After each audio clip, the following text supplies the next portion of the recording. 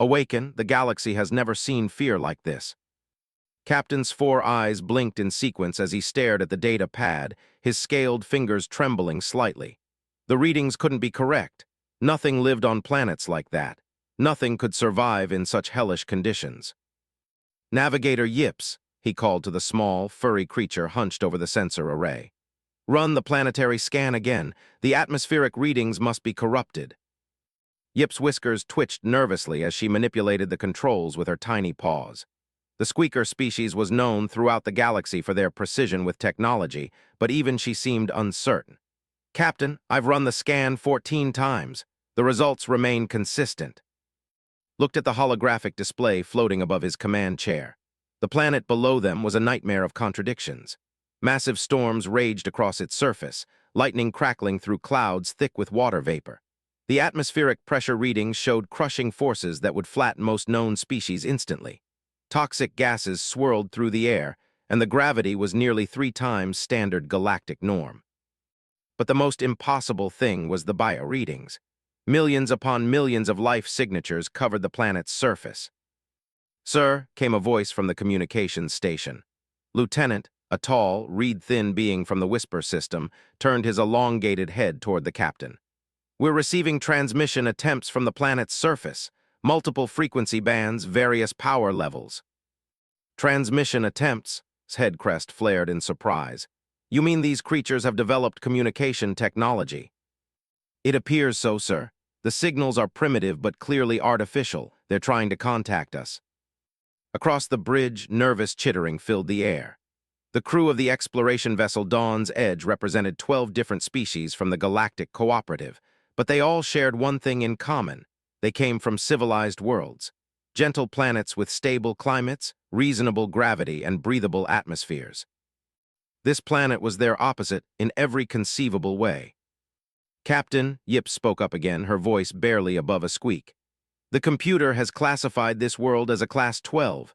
That's the highest rating in our system." A collective gasp echoed across the bridge. Most crew members had never even heard of a Class 12 rating.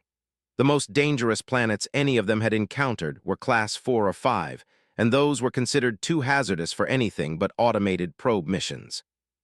"How is that possible?" asked Dr. the Ships. The crystalline being's body pulsed with confused colors.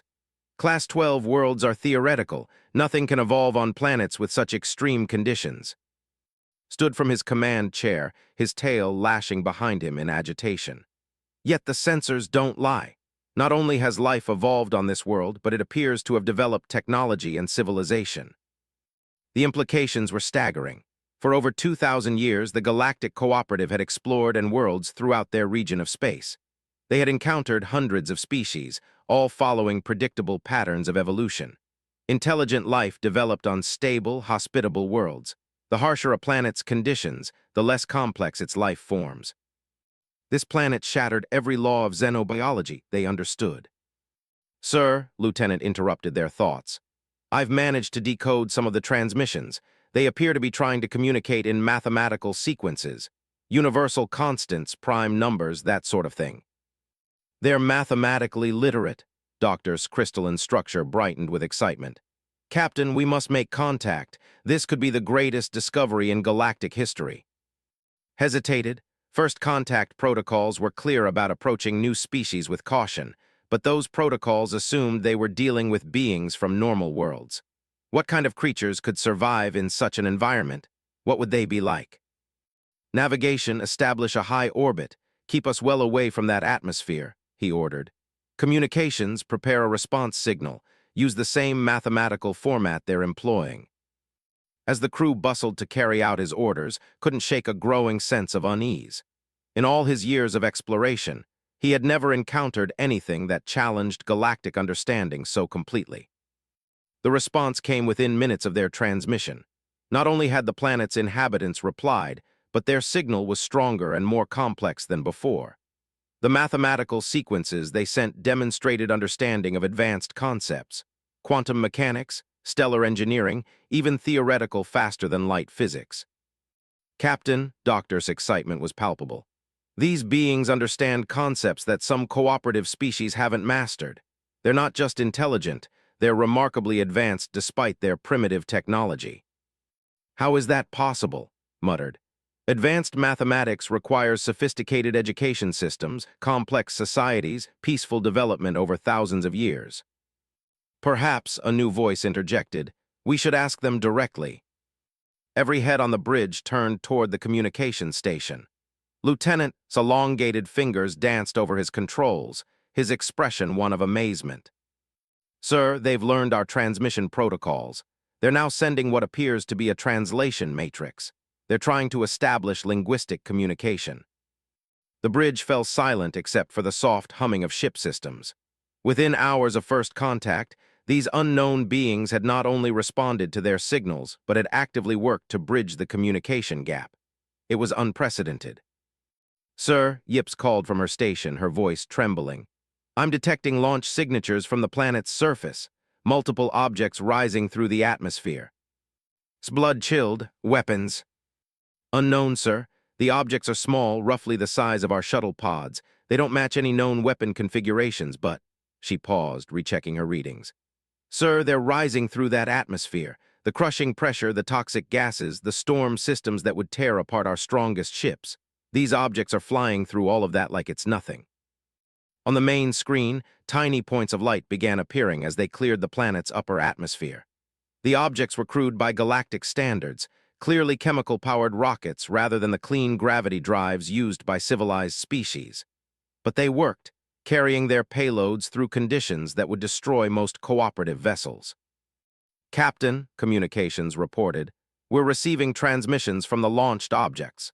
They contain more advanced translation matrices and what appears to be cultural exchange data." "Cultural exchange data? Art, music, mathematical proofs, scientific theories? Sir, they're treating this as a peaceful first contact. They're sharing their knowledge." Doctor floated closer to the captain's chair. "This is remarkable. They launched those vehicles in response to our presence, but instead of weapons or defensive measures, they sent gifts, cultural gifts." Nodded slowly, but his unease continued to grow. Peaceful intentions were admirable, but these beings had just demonstrated casual mastery of technologies that cooperative scientists considered theoretical impossibilities. They flew through conditions that would kill most known species, yet they did it with primitive chemical rockets held together with what appeared to be metal alloys. "Sir, we're receiving a direct communication attempt," Lieutenant announced. "They've established a translation protocol. The message is—" "Sir, it's in your language. They learned our entire linguistic database from our response signals." "Impossible. That level of linguistic analysis takes our best computers days to process." "Nevertheless, sir, here's the message." A new voice filled the bridge, strange and alien, yet unmistakably intelligent. The words came through the translation system with perfect clarity. "Greetings, visitors from the stars. We are the people of Earth. We welcome you in peace and friendship. We have much to learn from each other." The simple message sent chills through every crew member. These beings called themselves humans, and they claimed to be from a world they named Earth. But what kind of beings could evolve on such a hellish planet and still speak of peace and learning? "Captain," Doctor whispered, "I'm analyzing the atmospheric data from their planet. The oxygen levels alone would be toxic to most cooperative species. The gravity would crush a whisper or squeaker instantly. The electromagnetic storms would interfere with our neural implants, yet they call it home." Stared at the communication display, where more messages were arriving every minute. Technical specifications, cultural data, mathematical proofs, artistic expressions. These humans were sharing their entire civilization with beings they had met moments ago. "Sir," navigation called out, "one of their launched objects is approaching our position. It appears to be some sort of probe or greeting vessel." "Defensive stations?" asked the weapons officer. Considered the question. Every instinct told him to be cautious, but these beings had shown no hostility. If anything, they were almost aggressively friendly. "No," he decided. "Monitor the approach, but hold weapons. If they wanted to harm us, they could have launched something more threatening than cultural exchange data." The human probe was a marvel of primitive engineering. Constructed from basic metals and powered by chemical reactions, it somehow functioned perfectly in the hostile environment of space. More importantly, It carried a message that would change everything the Galactic Cooperative thought they knew about life in the universe. As the probe transmitted its data, Doctor began analyzing the biological information the humans had shared. The results left her crystalline structure flickering with confusion and fear. "Captain," she said, her voice barely controlled, "I've reviewed the biological data these humans transmitted. They're not adapted to their planet's extreme conditions." "What do you mean?" "They evolved on that world. Their planet has always been a Class 12, and they developed naturally in those conditions. Captain, they don't consider their environment extreme.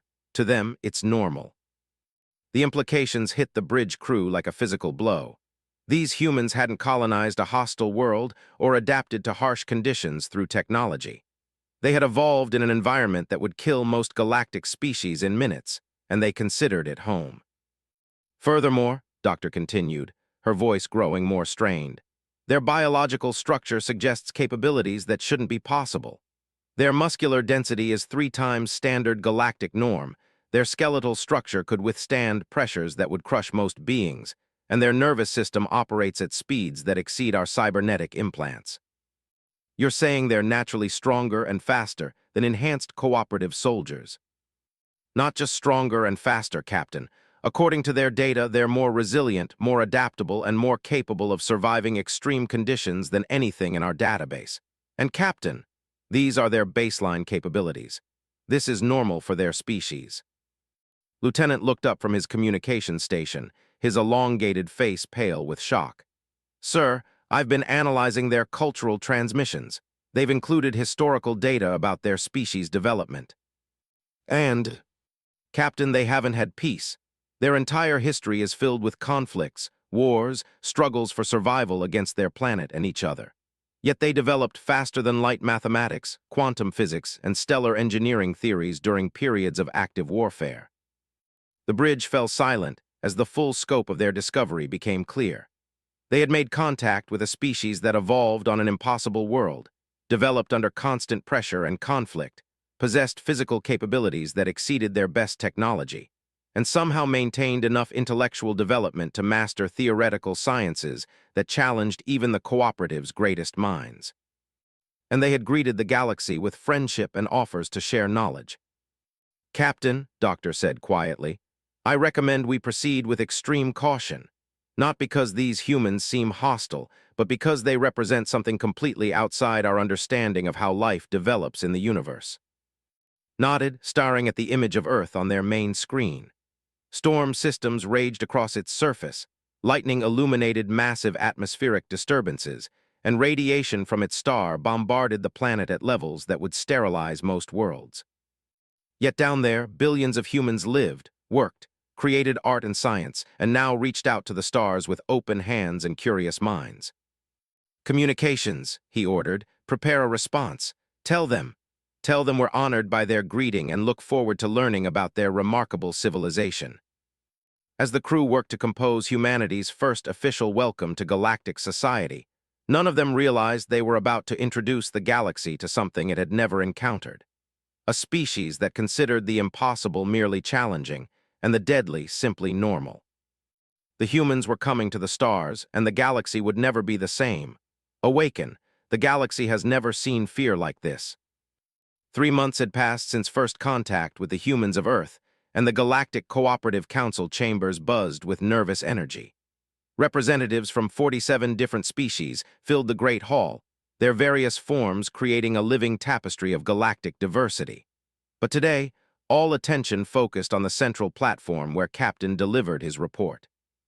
"The humans have accepted our invitation to send a diplomatic mission," he announced, his voice carrying clearly through the chamber's translation systems. "Their vessel will arrive at Harmony Station in 10 standard days."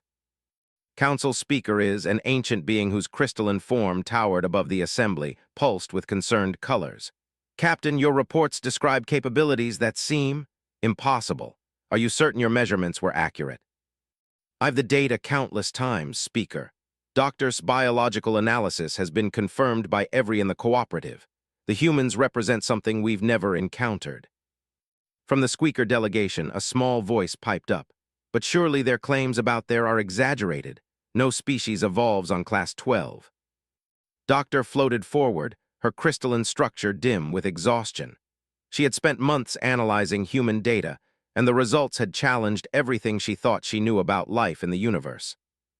"Honored representatives," she began, "I've spent my entire career studying the evolution of intelligence across the galaxy.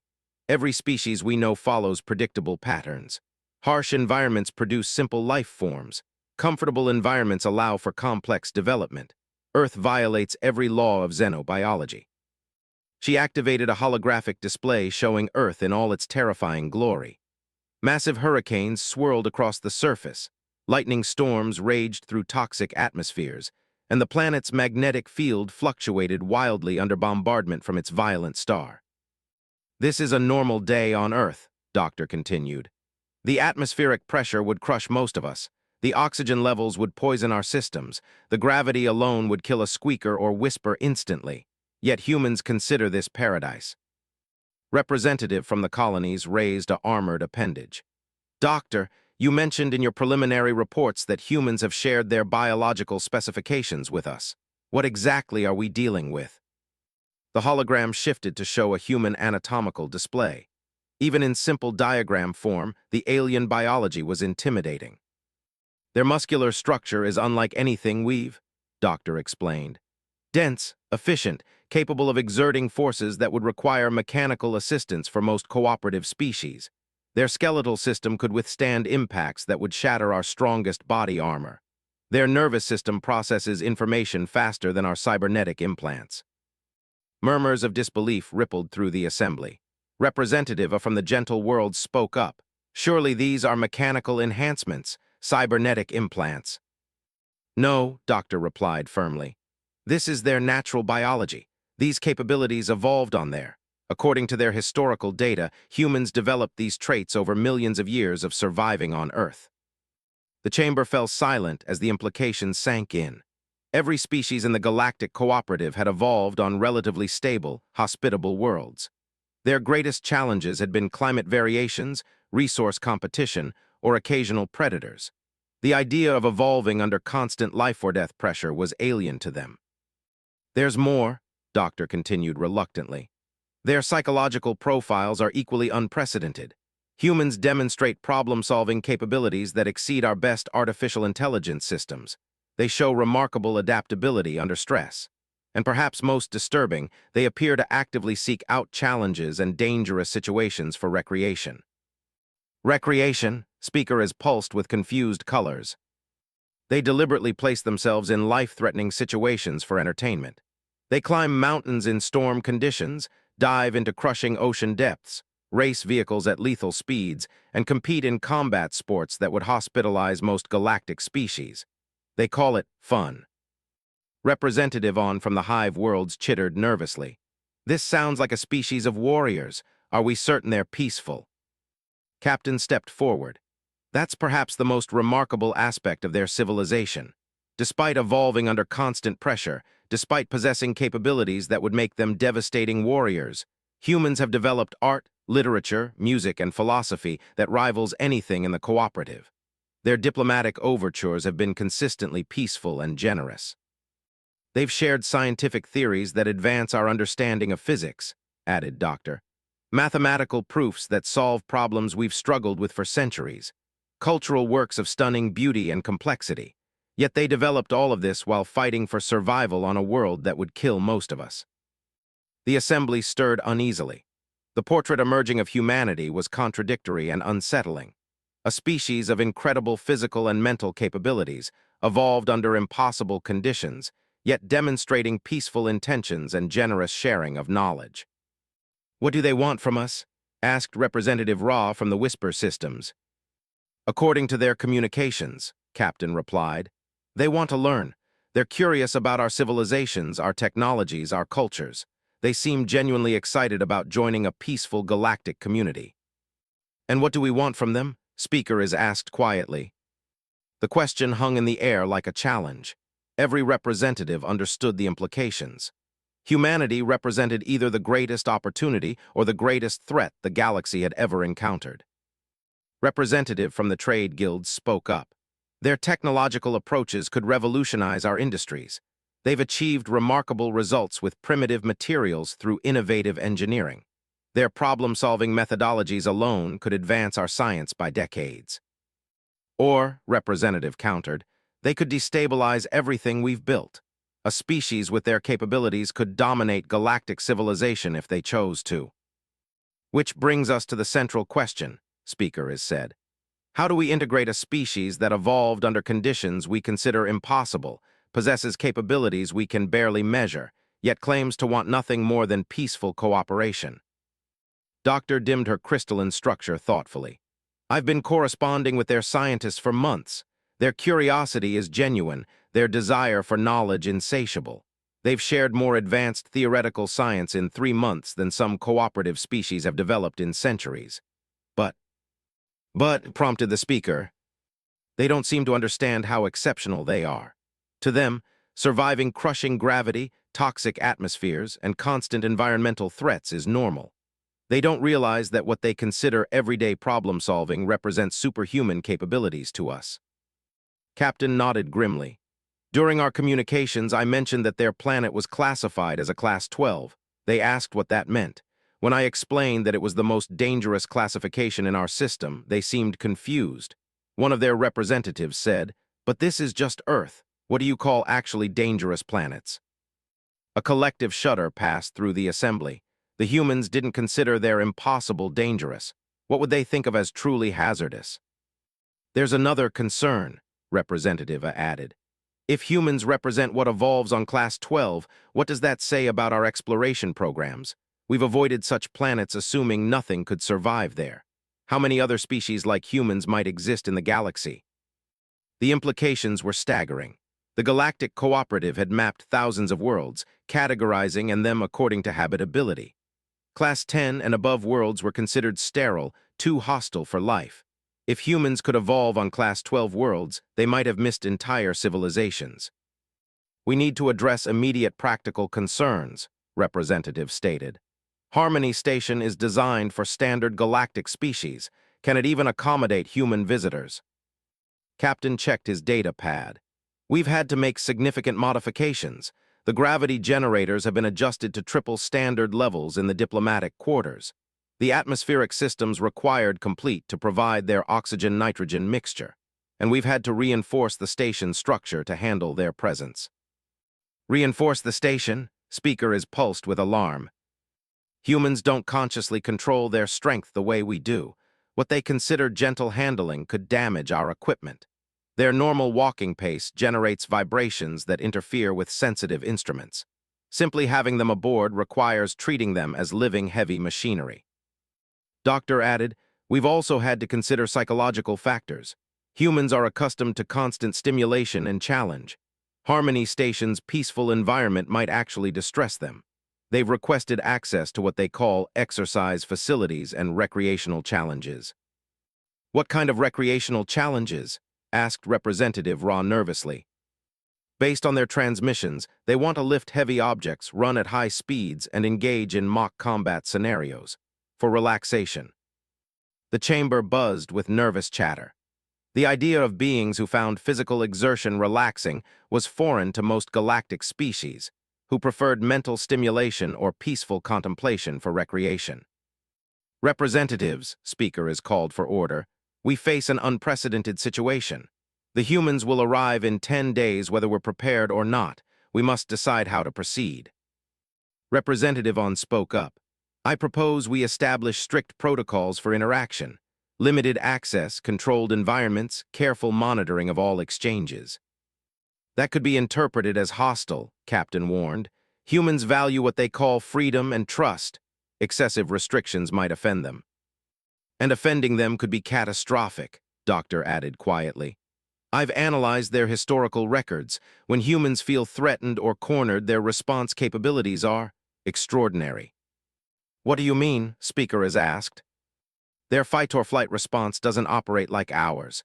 When faced with impossible odds or overwhelming danger, humans don't flee or submit. They innovate. They adapt. They find ways to turn disadvantages into weapons. Their entire history is filled with examples of humans defeating superior forces through sheer determination and creative problem-solving. Representative shifted nervously. You're saying they become more dangerous when threatened. I'm saying that threatening them would be the worst possible approach, Doctor replied. However, treating them as honored guests and valuable allies appears to bring out their most cooperative instincts. So we welcome them openly and hope for the best, Representative asked. We welcome them openly because it's the best chance we have, Captain said firmly. Every interaction we've had with humans has been positive. They've shared knowledge freely, respected our customs, and shown genuine interest in peaceful cooperation. Yes, they're incredibly capable and evolved under impossible conditions, but they've chosen to approach us as friends. Speaker is pulsed thoughtfully. Very well. Captain will oversee the diplomatic mission at Harmony Station. Doctor will lead the scientific exchange team. Representatives from the major species will observe and participate in cultural exchanges. We'll proceed with cautious optimism. And if something goes wrong? Representative asked. The chamber fell silent. Everyone understood that if humanity decided to become hostile, the galaxy's military forces would be facing an enemy unlike anything they'd ever imagined. Beings who evolved by conquering impossible worlds, who solved problems by becoming stronger rather than avoiding challenges. If something goes wrong, Speaker is said finally, we'll discover whether diplomacy truly is stronger than force, because force against humanity might not be an option any of us could survive. As the council session ended, representatives dispersed to their various ships and stations, each carrying the weight of the galaxy's future.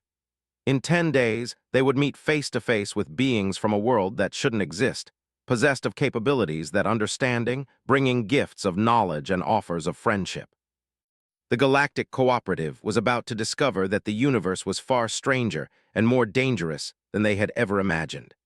But they were also about to learn that sometimes the most dangerous species could become the most valuable allies. Earth's children were coming to the stars, and nothing would ever be the same. Awaken, the galaxy has never seen fear like this. The human ship arrived exactly on schedule, and nothing could have prepared the galaxy for their first sight of human engineering. Station Commander watched through the observation deck's reinforced windows as the vessel approached Harmony Station. His 6 eyes blinked in sequence, trying to process what he was seeing. The ship was massive, certainly larger than most cooperative diplomatic vessels, but that wasn't what disturbed him. It was the design philosophy. Where galactic ships featured smooth curves and elegant lines designed to work with natural forces, the human vessel looked like it had been built to punch through reality itself. Angular surfaces, heavy armor plating, and what appeared to be redundant systems built on top of redundant systems. It didn't glide through space like a civilized ship should. It dominated the space around it with raw mechanical power. Sir, communications officer squeaked nervously, the human vessel is requesting docking clearance. They're transmitting proper diplomatic codes and approach vectors. Grant them clearance to Docking Bay 7, replied, his voice steady despite his growing anxiety. That bay has been reinforced and modified for their atmospheric requirements. Doctor floated beside him, her crystalline structure dim with nervous energy. Commander, I've been analyzing their ship's design specifications. It's unlike anything in our databases. How so? It's built for survival, not efficiency. Triple redundant life support, armor plating that could withstand direct weapons fire, structural reinforcement that seems designed for planetary impact survival. Commander, this isn't a diplomatic vessel. It's a survival craft capable of operating in conditions that would destroy our ships. His head crest flared with alarm. You think they're expecting trouble? No, Doctor replied quietly. I think they can't imagine building anything that isn't capable of surviving extreme conditions. To them, this probably is a standard diplomatic vessel. Through the windows, they watched the human ship maneuver toward the docking bay with surprising grace. Despite its brutal appearance, the vessel moved with precision and control that spoke of advanced piloting capabilities. As it settled into the modified docking clamps, noted that the ship's landing systems absorbed impacts that would have damaged most cooperative vessels. Sir, Captain's voice came through the communication system from the docking bay. The humans are requesting permission to disembark. Their atmospheric readings show green across all systems. Granted, replied, then activated the station-wide communication system. All personnel remain calm and follow established protocols. Remember, our guests are here in peace and friendship. The first human through the airlock was Ambassador Sarah, a middle-aged woman whose appearance seemed remarkably ordinary for someone from a Class 12. She moved with fluid grace despite the tripled gravity, her breathing steady in the modified atmosphere. Behind her came a small delegation: Dr. James Harrison, their chief scientist, Commander Maria Santos, their military advisor, and Engineer David, their technical specialist. Captain greeted them formally, his translator rendering the ceremony in multiple languages. Ambassador, welcome to Harmony Station. I am Captain, and I have the honor of serving as your diplomatic liaison. Ambassador smiled, an expression that Doctor's research had indicated was a positive emotional display among humans, and extended her hand in the human gesture of greeting. Thank you, Captain. We're honored to be here and excited to meet representatives from across the galaxy. As cautiously accepted the handshake, observers throughout the station held their breath. They had calculated the force requirements carefully, but this was the first actual physical contact between humans and cooperative species. The handshake proceeded without incident, though several observers noted that Ambassador seemed to consciously moderate her grip strength. She released scaled hand without causing any apparent discomfort, though flexed his fingers afterward as if checking for damage. If you would follow me, said, gesturing toward the main corridors, I'll escort you to the diplomatic quarters we've prepared. As the delegation moved through the station, crew members lined the corridors to catch a glimpse of the legendary humans. What they saw challenged their expectations in unexpected ways. The humans moved with an easy confidence that spoke of beings accustomed to navigating dangerous environments, yet they showed obvious curiosity about everything they encountered. Dr. Harrison asked detailed questions about the stations, construction materials, and design philosophy. Engineer marveled at the gravitational manipulation systems with the enthusiasm of someone encountering revolutionary technology. Commander Santos observed security arrangements with professional interest, but no apparent suspicion. But it was Ambassador who surprised observers most.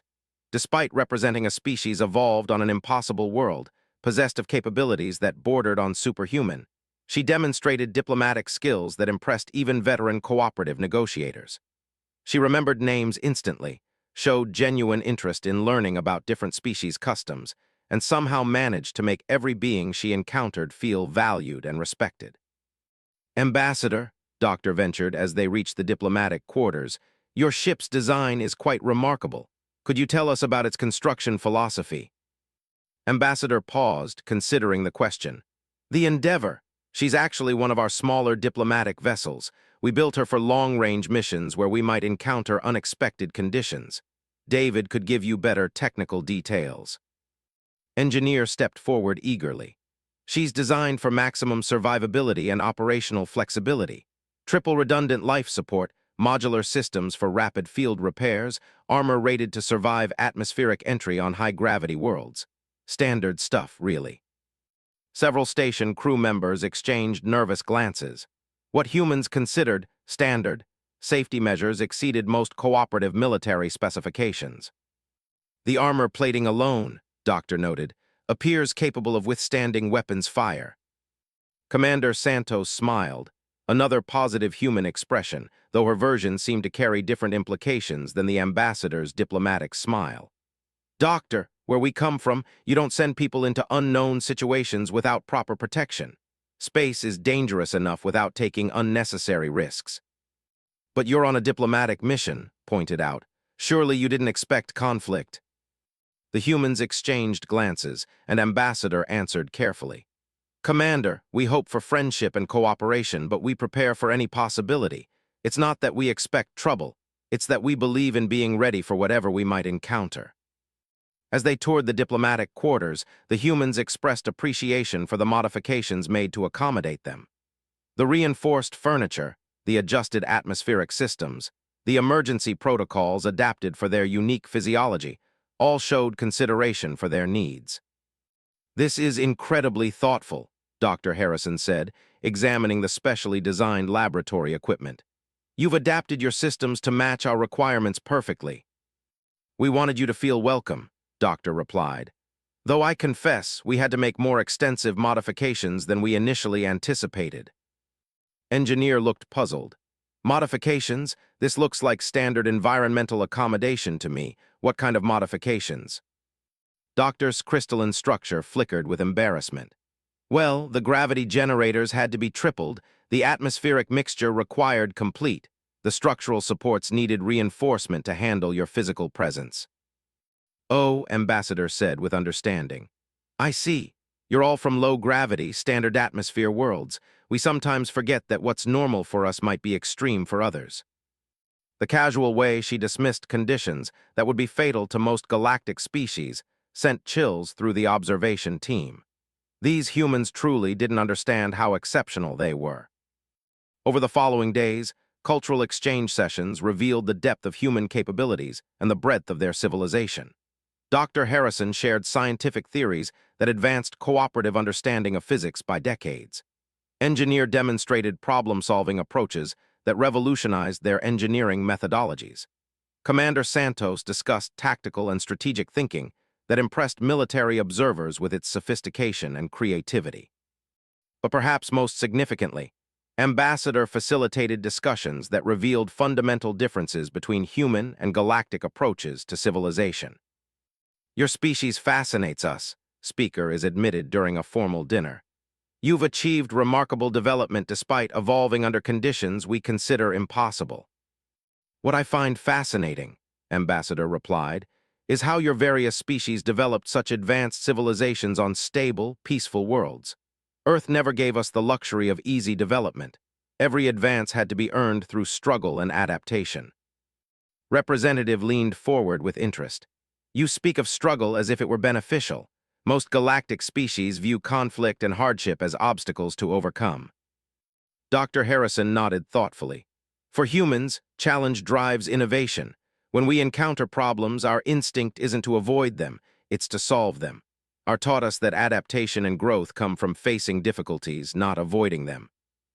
But surely, Representative Ra interjected, peaceful development allows for greater focus on art, philosophy, and cultural advancement. Commander Santos smiled that particular human smile that seemed to carry hidden meanings. With respect, Representative, have you reviewed our cultural transmissions? We developed our greatest works of art during our most challenging periods. Our most profound philosophical insights came from individuals who faced extreme hardships. War and peace, struggle and comfort. We've learned to find meaning and beauty in both. The statement sent ripples of discussion through the assembled representatives.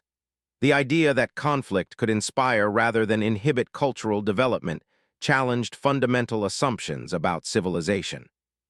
What troubles us, Representative said carefully, is the implication that your species might view our peaceful civilization as weak.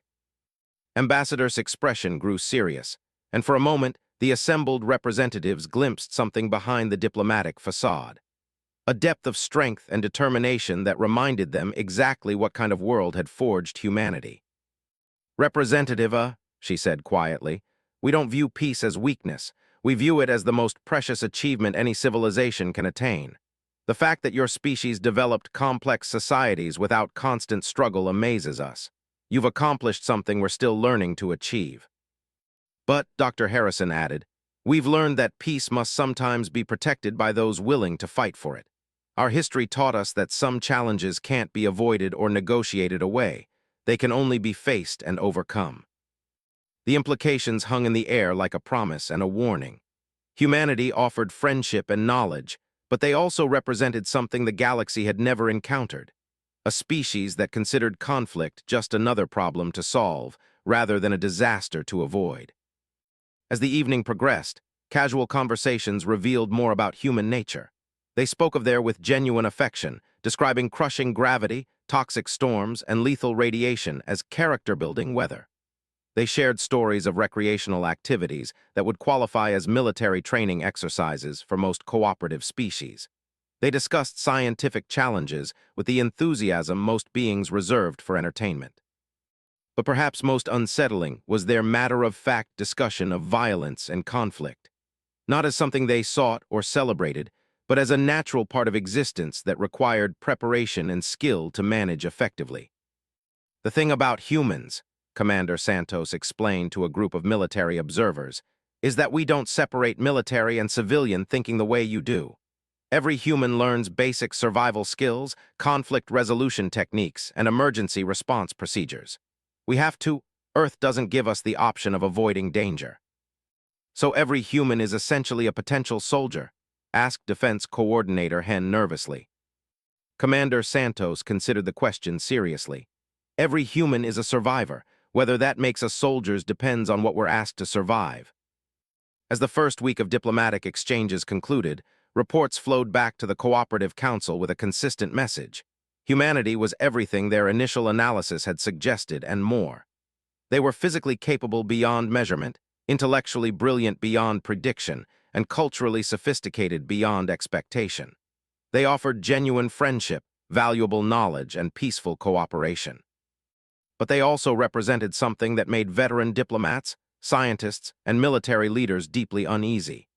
Humanity was a species that had learned to thrive in conditions that would destroy most galactic civilizations. They had developed strength, intelligence, and adaptability that exceeded anything in the cooperative's experience.